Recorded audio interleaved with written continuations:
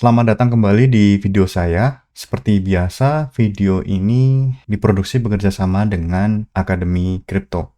Nah, sebelum mulai, jadi Anda harus memahami bahwa informasi yang disampaikan di dalam video ini bukan merupakan ajakan untuk menjual ataupun membeli instrumen apapun, terutama dalam hal aset kripto. Nanti kalau ada penyebutan produk, penyebutan merek, itu bukan merupakan endorsement dari siapapun, baik dari saya maupun Akademi Kripto. Dan semua isi dari video ini merupakan usaha untuk melakukan edukasi kepada Anda semua. Yang akan kita bahas kali ini adalah bagaimana usaha kita untuk mengatasi blockchain trilemma. Ya sebenarnya bukan kita ya, tapi berandai-andai bagaimana kalau kita akan membuat sebuah blockchain. Karena di video sebelumnya saya sudah sampaikan, kita sudah belajar apa itu blockchain trilemma gitu ya. Kalau kita kembali lagi, kita mengingat lagi, jadi dalam blockchain itu ada 3 persyaratan yang membatasi desain sebuah blockchain, yang membatasi fitur-fitur yang bisa disematkan di dalam sebuah blockchain. Jadi kita tidak boleh dengan bebas lepas membuat sebuah blockchain seenak kita sendiri. Itu tidak bisa, sayang sekali, karena memang ada batasan-batasan gitu ya. Seperti halnya semua produk yang dibuat oleh manusia atau semua produk yang ada di dunia ini, itu pasti ada batasan, kelemahan, problem gitu ya, yang menjadi tantangan untuk diatasi tentu saja. Nah, persyaratan atau fitur-fitur atau batasan-batasan ini, terutama yang ada di dalam blockchain, itu disebut dengan blockchain trilemma atau trilemma saja. Nah, ini adalah segitiga blockchain trilemma yang tentu saja terdiri atas 3 komponen ya. Jadi setiap sudut ada komponennya. Yang pertama adalah security atau keamanan. Yang kedua adalah decentralization atau desentralisasi. Dan yang ketiga adalah scalability atau skalabilitas. Jadi bagaimana blockchain ini memfasilitasi atau menjamin keamanan dari transaksi, menjamin keamanan dari aset-aset yang disimpan di dalam blockchain. Kemudian bagaimana blockchain ini menjamin atau memberikan fitur desentralisasi, karena memang blockchain ini kan merupakan sebuah effort untuk mengurangi sentralisasi ya, mengurangi peran dari sebuah organisasi tunggal yang menguasai satu sistem, misalnya seperti sistem keuangan yang ada di keuangan tradisional seperti uang fiat yang ada di dunia ini, di mana uang fiat ini dikuasai oleh misalnya bank sentral dan pemerintah. Jadi kebijakan-kebijakan dari uang fiat ini hanya boleh dilakukan atau hanya boleh dibuat oleh bank sentral dan pemerintah kalau dalam hal di Indonesia. Kemudian di bagian berikutnya adalah skalabilitas. Bagaimana blockchain ini berusaha untuk memberikan fasilitas atau berusaha untuk memfasilitasi sebanyak mungkin transaksi atau memberikan kapasitas sebesar mungkin supaya blockchain ini bisa diterima banyak orang, supaya banyak transaksi, lebih banyak orang lagi yang menggunakan produk blockchain tersebut. Nah, itu yang disebut dengan scalability atau skalabilitas. Bagaimana dia bisa menambah kapasitas gitu ya, kapasitas jaringan, kapasitas penyimpanan, kapasitas eksekusi dari sebuah blockchain. Seperti sudah disampaikan juga di video sebelumnya, bahwa di dalam blockchain trilemma ini yang bisa difokuskan itu hanya 2 dari 3 fitur yang tersedia. Jadi pilihannya, karena kita tahu bahwa security itu adalah hal yang mutlak untuk kesuksesan sebuah blockchain, itu harus ada keamanan gitu ya. Kita harus mendapatkan jaminan keamanan agar semua orang itu tertarik atau agar semua orang itu merasa nyaman dalam menggunakan sebuah sistem blockchain. Kemudian pilihannya apakah security dan decentralization atau desentralisasi, atau security dan scalability atau skalabilitas. Jadi kalau ada satu blockchain yang memilih desentralisasi dan scalability, tetapi mengabaikan security, nah itu harus dihindari. Kenapa? Karena artinya aset yang Anda miliki di dalam blockchain itu tidak pernah dijamin Nah, itu jadi masalah besar ya kan. Nah, kita akan melihat satu opsi dulu ya, yaitu security dan decentralization.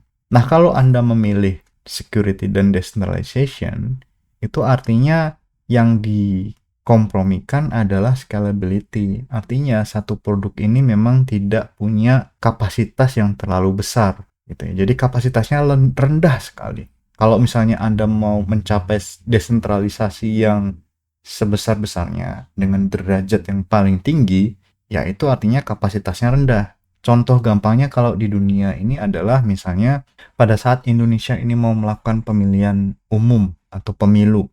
Jadi di dalam pemilu ini tujuannya adalah desentralisasi, artinya setiap warga negara harus punya hak untuk memilih. Artinya apa? Artinya logistik itu harus disiapkan, ya kan?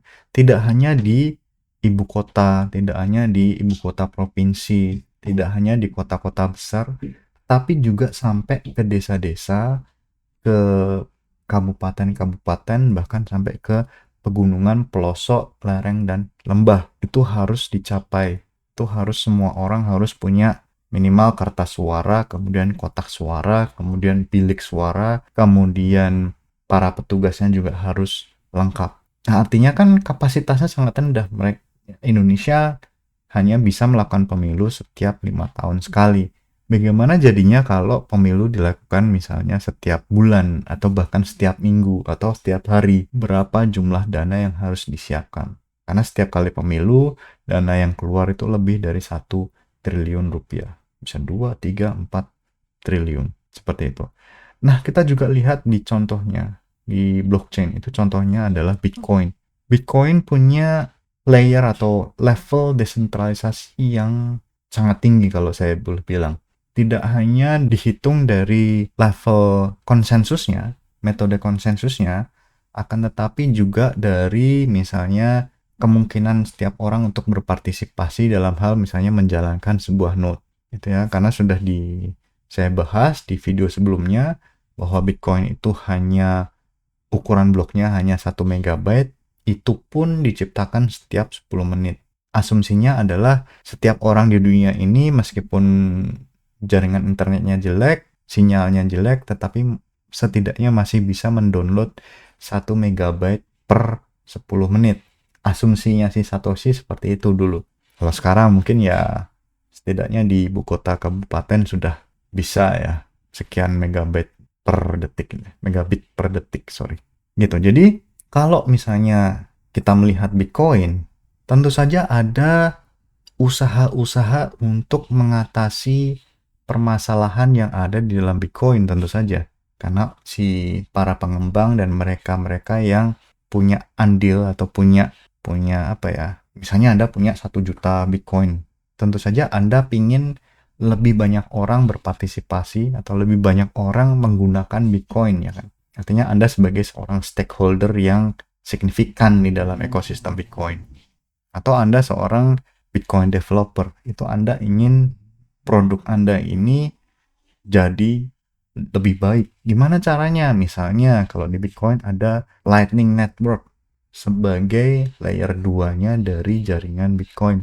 Jadi nanti Bitcoin jadi layer 1, Lightning Network jadi layer 2.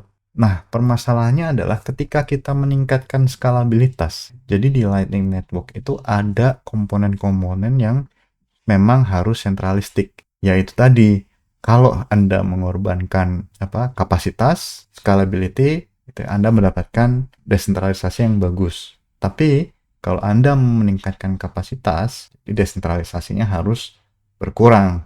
Itu yang terjadi di Lightning Network. Memang masalah-masalah yang ada di Lightning Network itu beberapa di antaranya memang berhubungan dengan sentralisasi, kemudian memang ada lagi dari masalah soal bagaimana data ini bisa terlihat dan macam-macam.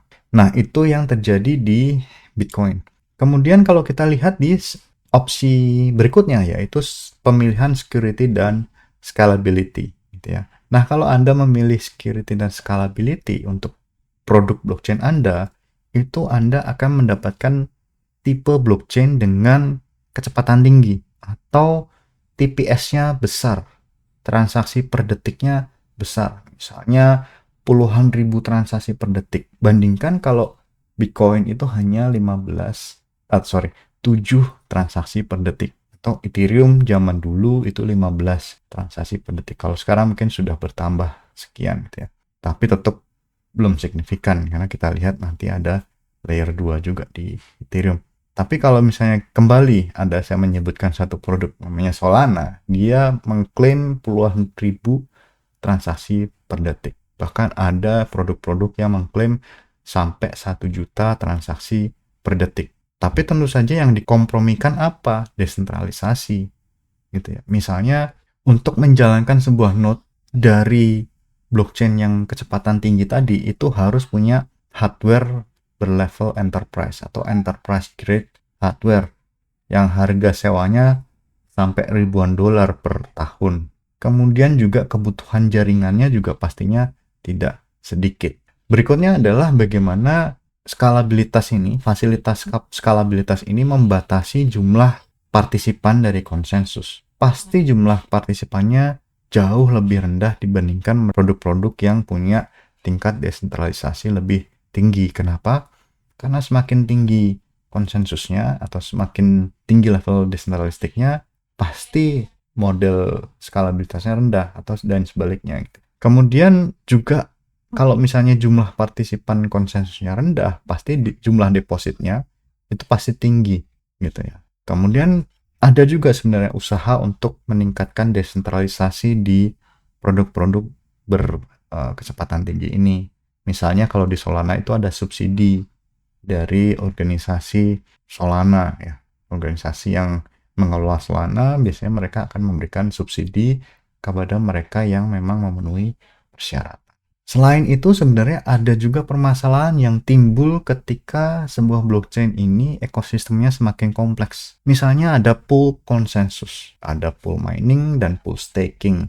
Kenapa? Karena orang kan ingin semua hal itu jadi simple, itu sederhana. Nah, bagaimana mereka-mereka yang ingin sederhana ini berpartisipasi di dalam konsensus ya ikut pool konsensus, misalnya pool mining atau pool staking.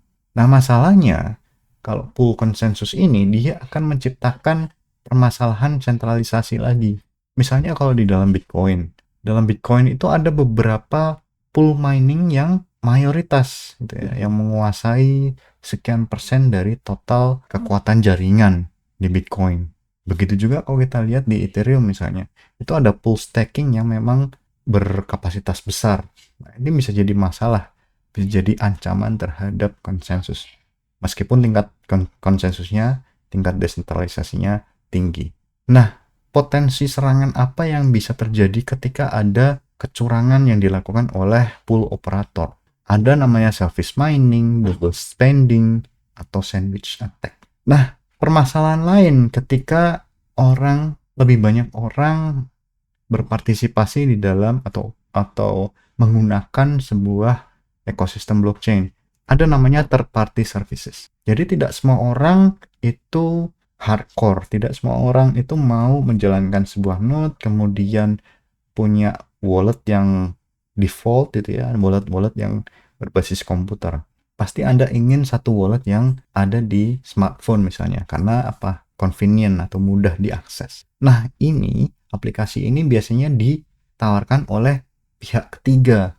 Nah, masalahnya adalah pihak ketiga ini bisa menyebabkan sentralisasi. Misalnya yang tadi saya sampaikan ada wallet services, kemudian penyedia data secara online, on-chain. Jadi hanya ada beberapa provider saja yang menyediakan data on-chain misalnya karena blockchain-nya itu kapasitasnya sangat terlalu besar. Jadi kalau misalnya Anda mau menganalisis itu Anda tidak bisa menjalankan di komputer Anda sendiri. Anda harus melakukan query ke pihak ketiga. Nah, itu akan menjadi problematika sentralistik. Kemudian ada on-ramp dan off-ramp services. Misalnya Anda mau membeli atau menjual aset kripto itu harus menggunakan misalnya exchange yang sentralistik, kemudian mengakses account bank dan sebagainya. Nah, itu juga menyebabkan sentralisasi dan problematika yang baru yang muncul. Nah, kalau kita bisa simpulkan dari pembahasan kita yang sudah kita lakukan, blockchain itu untuk dunia modern sekarang itu merupakan ekosistem yang kompleks, yang complicated. Jadi tidak hanya aplikasi dasar, tidak hanya protokol, tetapi juga secara ekosistem, karena penggunanya juga makin kompleks, kebutuhan makin banyak, itu jadi banyak hal yang harus diperhatikan. Tidak hanya blockchain trilema saja yang harus diselesaikan, tetapi ketika seseorang ini mau menyelesaikan blockchain trilema, ketika blockchain ini berkembang, ternyata permasalahan lain itu muncul. Yang kita bahas tadi seperti full consensus dan third party services. Nah, bahasan dalam video kali ini mudah-mudahan bisa bermanfaat untuk kita semua. Sampai jumpa di video saya berikutnya. Terima kasih.